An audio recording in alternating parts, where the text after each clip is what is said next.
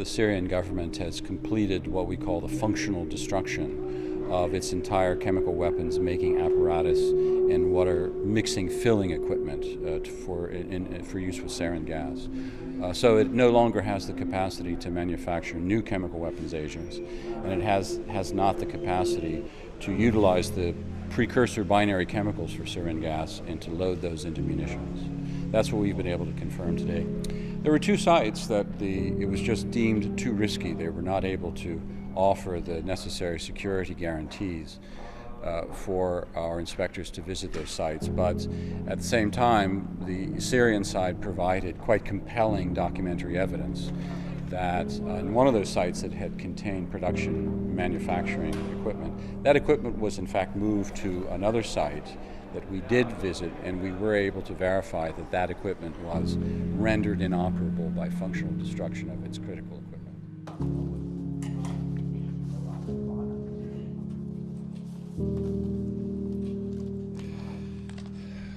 Good morning, ladies and gentlemen. The OPCW informed the Syrian government that the missions team, the fact-finding mission, will consist of two groups. These two groups will arrive separately to Syria on Thursday, today, as well as tomorrow on Friday. The OPCW sent 4 passports to the Syrian embassy in Brussels. The visas were granted immediately. So the Syrian government has granted immediately 4 visas to 4 persons of the team.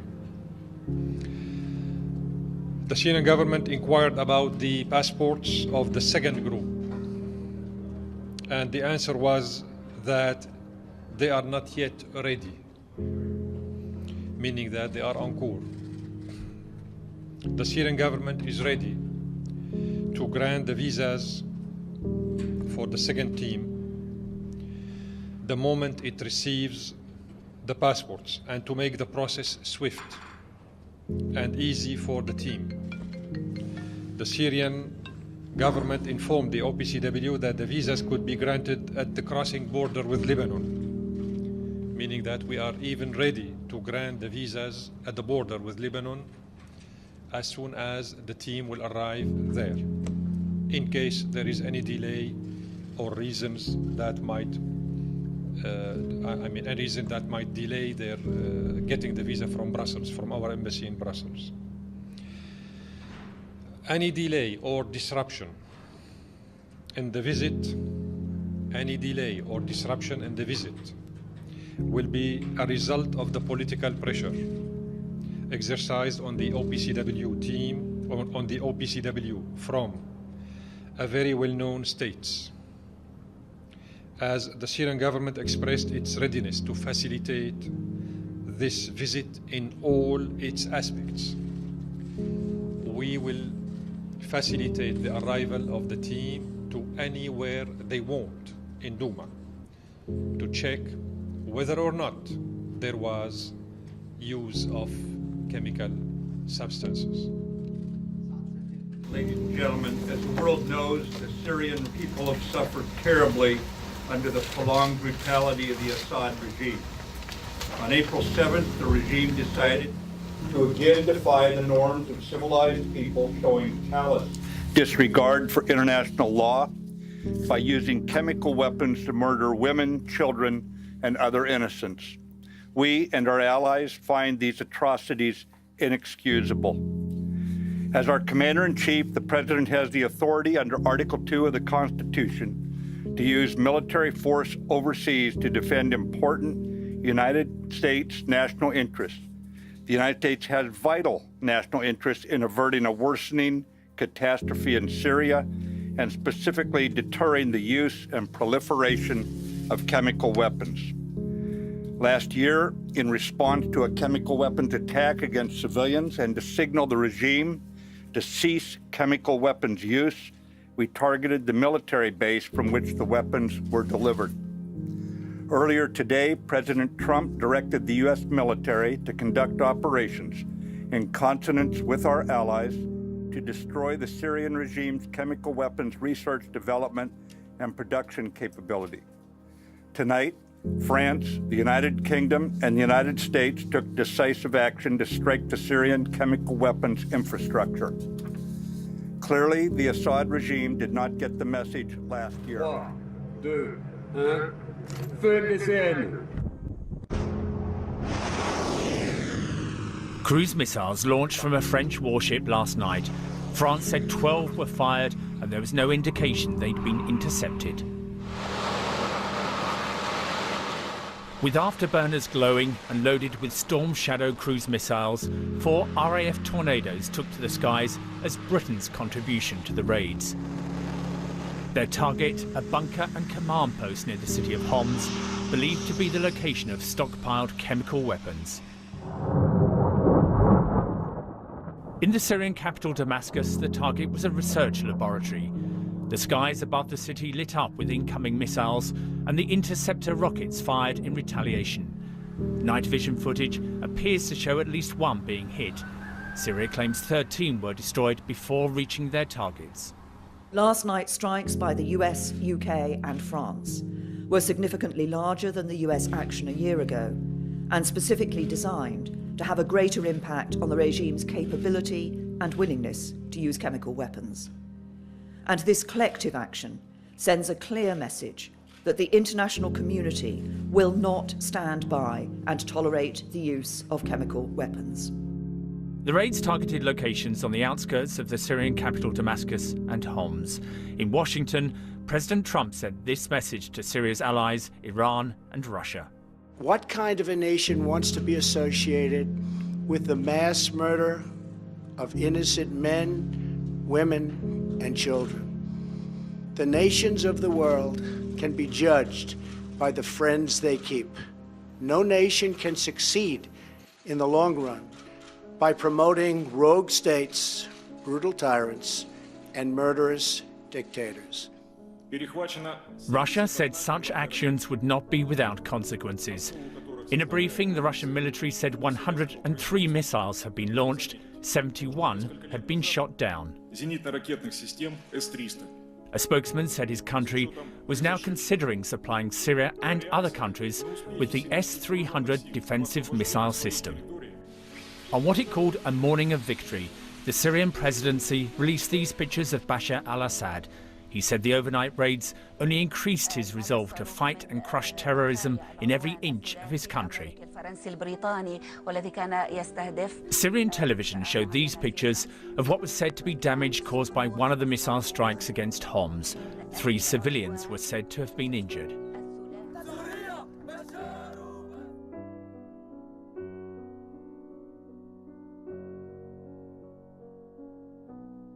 On the streets of Damascus, there was defiance this morning. This man said the enemy missiles were destroyed in the Syrian skies and his country had not been affected in any way. The US, Britain and France said the aim of this strike was to destroy Syria's chemical weapons, not to change its regime. Andy Moore, BBC News.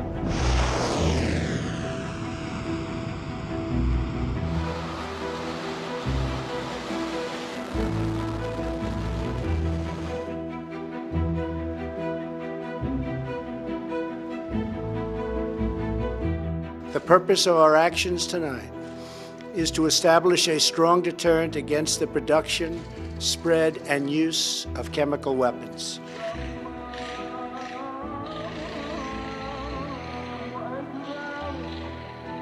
What we're hearing here is the sound of airstrikes, almost a rumbling sort of sound. That sounds like thunder in the distance.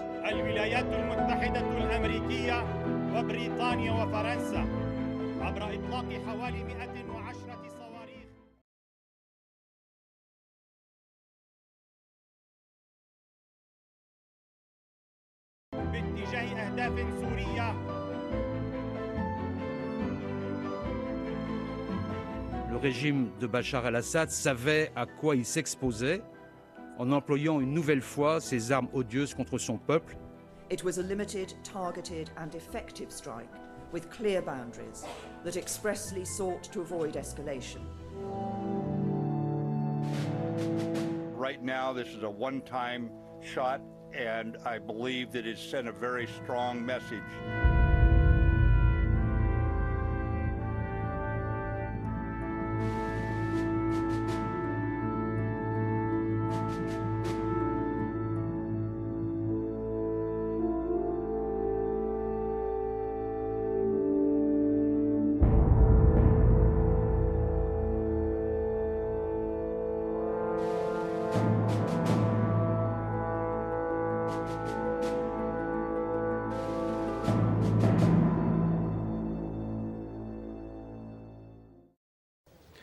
Now we have some more from Russia. This is the briefing given a short time ago at the Russian Defense Ministry. Of U.S. airplanes were used M15, F-16, and also the planes of the U.S. of the U.K. Tornado in Mediterranean, and also the ships Ontario and Yakun of U.S. forces from the Red Sea. Also bombers, fighter bombers BN-1,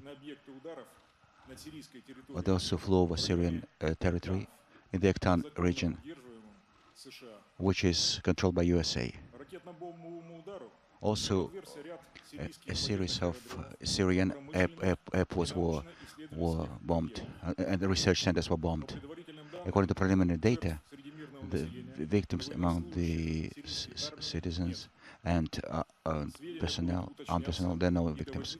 The information will be clarified and will be informed to the people. According to the information, were used 103 cruise missiles were used, including Tomahawk, and also monitored air bombs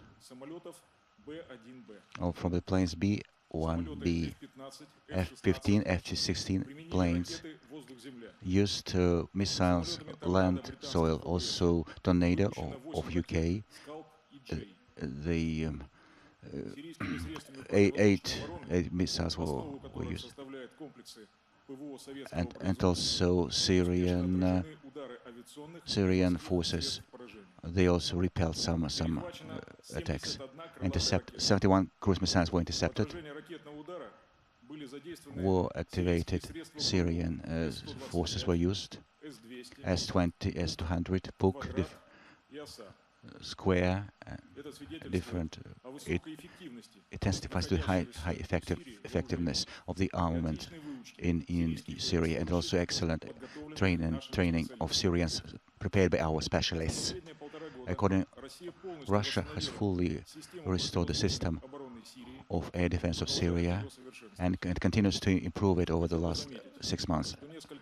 A few years ago, taking into account this, we refused to supply to Syria of the Zenith missiles S-300.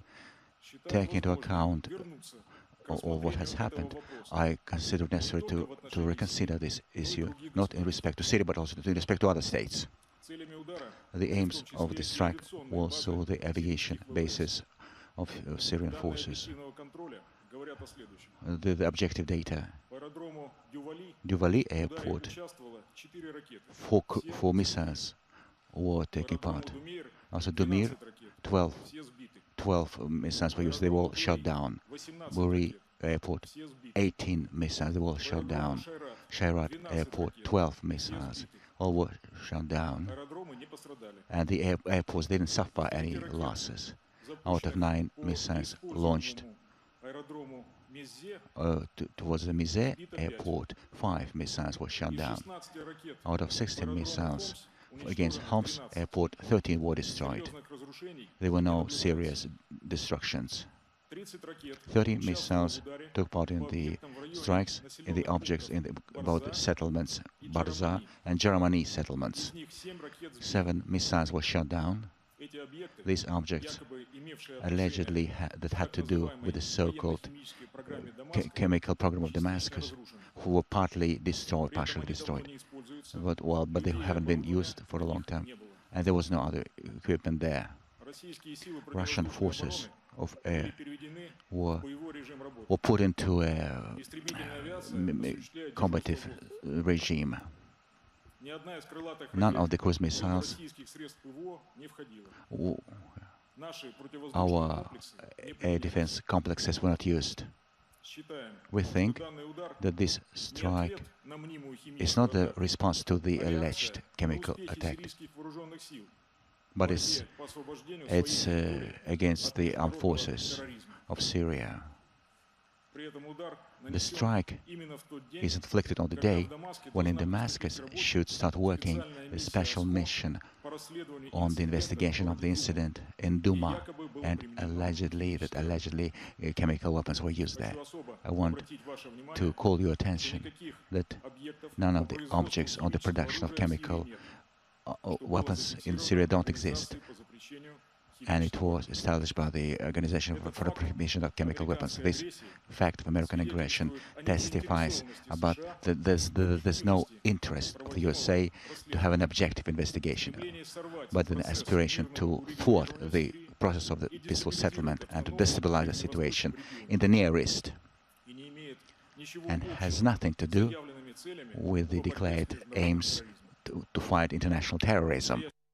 Is assessed as calm. You can observe it in the real-time regime on the screens. We attentively monitor the situation taking place there.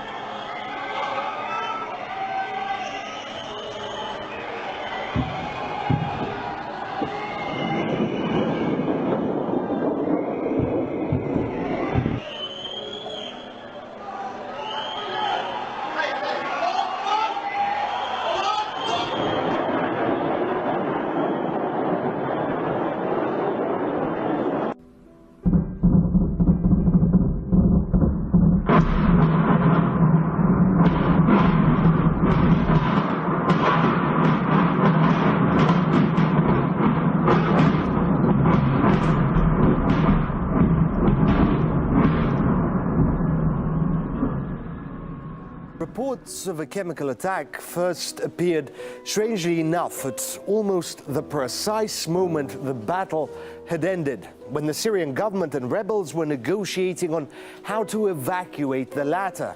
Reports first appeared on social media, Twitter, Facebook, and spread like wildfire. Well, my colleague Ken Delaney and I have learned today that the U.S. now has blood and urine samples from some of the victims of this attack in Syria last weekend, and that those samples, according to U.S. officials, tested positive for chemicals.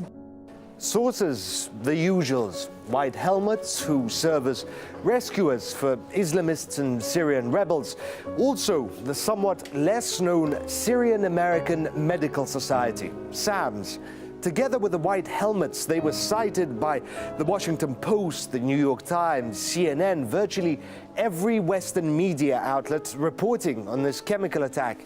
On Saturday, April 7th, amidst continuous bombardment of residential neighborhoods in the city of Duma, more than 500 cases, the majority of whom are women and children, were brought to local medical centers with symptoms indicative of exposure to a chemical agent. SAMS itself is funded by U.S. aid, $6 million in 2015. U.S. aid is widely believed to be an arm of the State Department and is banned in multiple countries, accused of interfering in domestic policies and promoting regime change. It even has an Office of Transition Initiatives. The management at SAMS are also, believe it or not, former USAID staffers. As American and Russian naval ships seem to be readying for a potential U.S. airstrike on Syrian forces, there have been calls for a diplomatic solution. President Donald Trump said the U.S. would send missiles targeting Syria following an alleged chemical weapons attack on civilians that left dozens dead. An American aircraft carrier strike group is headed to the region now on a previously scheduled trip. Russia, a staunch supporter of Syrian President Bashar al-Assad, has called reports of the chemical attack a hoax. Russian soldiers are headed to Duma, the town where the attack reportedly occurred, to preserve evidence and protect the people still living there. Russian naval ships are also reportedly scheduled to participate in live firing drills off the Syrian coast. One Russian official has warned its military would shoot down any American missiles headed for Syria and even return fire at the missile's source. Turkey, a U.S. NATO ally that maintains close ties to Moscow, has criticized both sides. Turkey's prime minister compared the U.S. and Russia to street bullies, each saying its own weapons are bigger than the others. He urged unity and a focus on still active terror groups in the region. Chemical weapons investigators are headed to Duma to determine if banned weapons were in fact used. The group will not assign blame for the attack if it's proven to have happened. Let's go live now to Annie Mashon, former MI5 intelligence officer. Hi, Annie. You're taking these details like we are. To what extent could the witness testimony here that's been put forward by Russia's defense ministry change how this perceived chemical attack, these allegations of it, are being viewed? Will it make any difference or not? Well, there has been a rush in the West to stampede towards trying to escalate the violence in Syria. But one would hope that once the OPCW gets its boots on the ground and starts investigating properly, taking witness statements, taking samples, they may come to a more measured conclusion.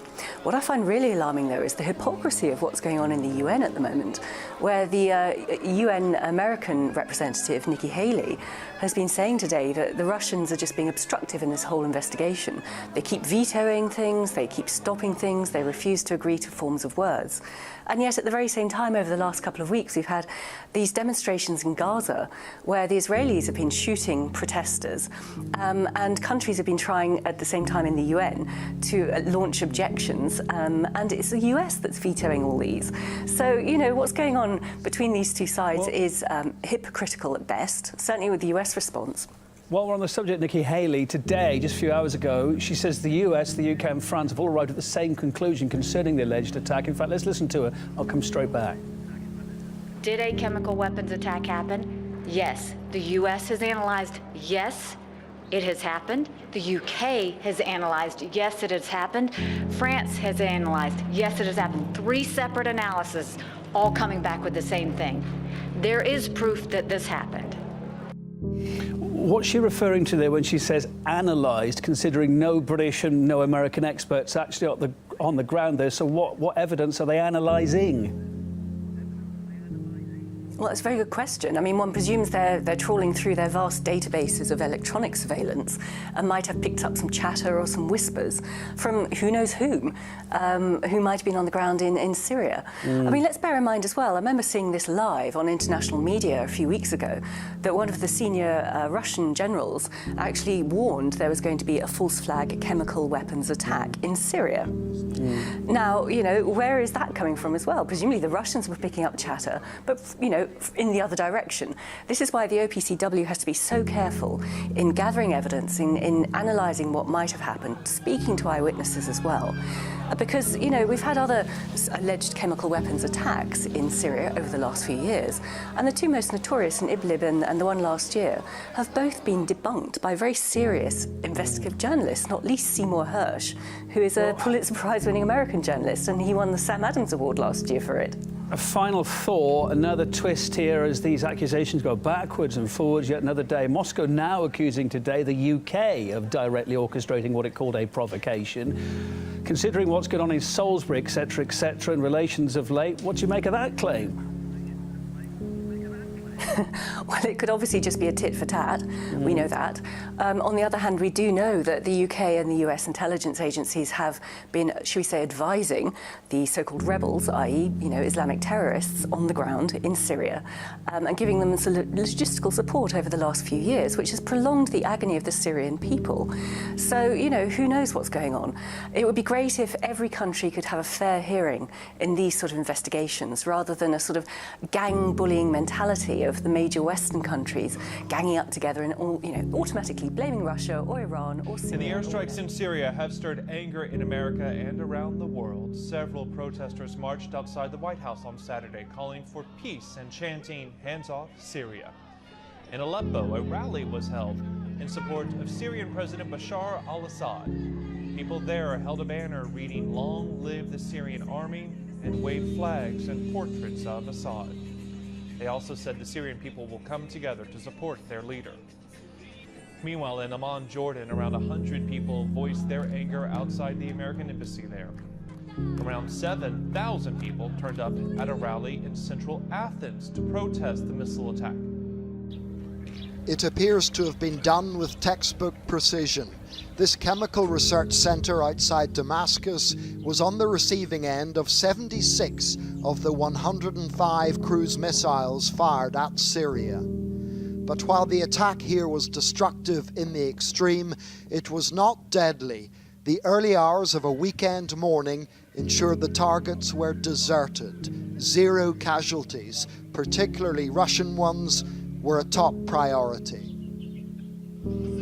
Soon after the dust had settled, these were the scenes in the Syrian capital. Given President Trump's midweek belligerence, supporters of President Assad were expecting a heavier and more widespread bombardment. The reality was a relief and an excuse to belittle Mr. Trump. After a week of threats, Trump turned out to be all talk, said this man. This will only strengthen our resolve. We've already been through much worse, she added. This is President Assad as seen on state television today, exuding a casual air of normality. Last Saturday's gas attack won the Battle of Douma for him, and there have been celebrations in the district since. Mr. Assad gambled that having Russian soldiers like these as allies would ensure any Western punishment would be limited and short-lived. Now, he says last night's airstrikes have made him more determined to crush his opponents in every inch of the country.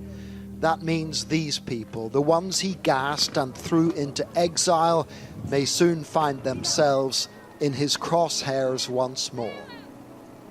President Assad's calculation is that whatever he stoops to, his big brothers in Moscow and Tehran will shield him from any Western retribution that threatens his regime or alters the course of a war he's winning.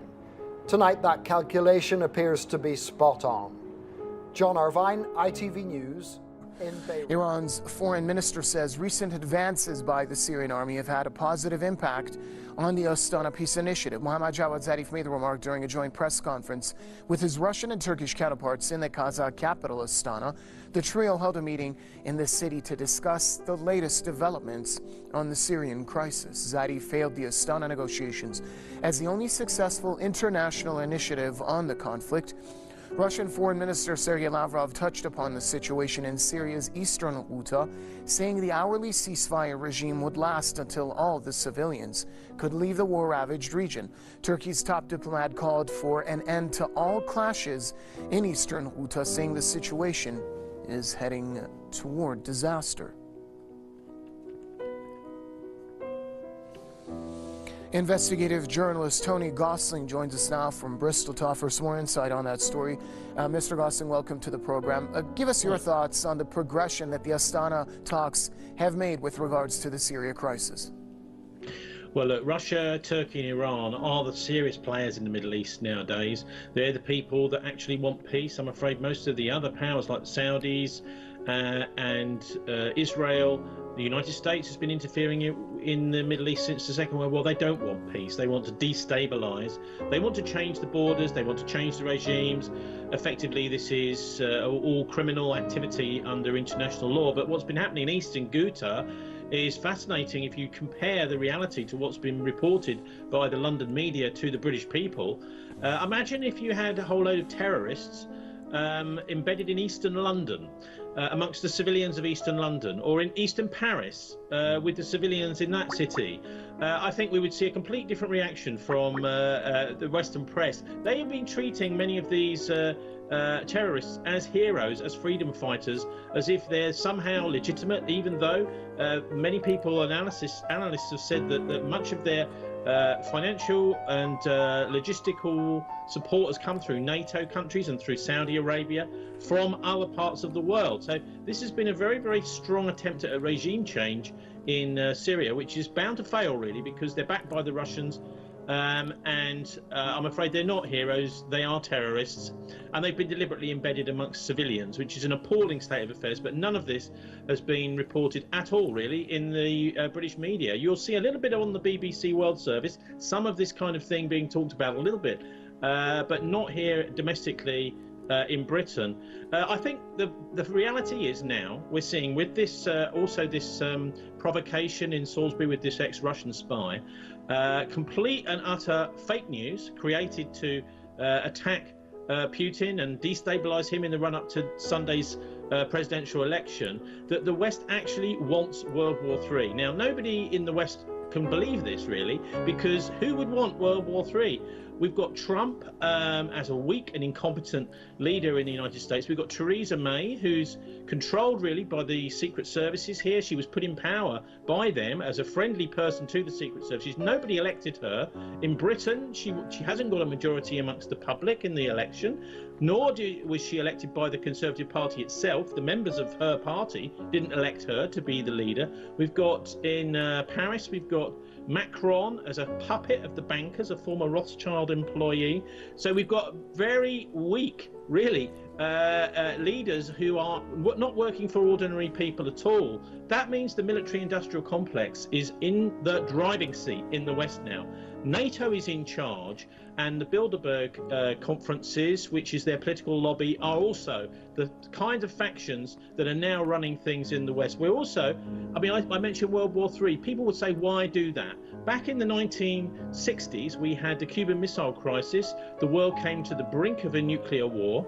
It was because of the missile gap, because the Russians were catching up with the United States ballistic missile program. And the American generals, Power and LeMay, actually wanted to start a war because they believed that they could win a war at that stage, but maybe in a few years' time they wouldn't be able to win a nuclear war because the Russians were catching up. Now, that logic is logical to a military person, but obviously it would mean the deaths of millions of people.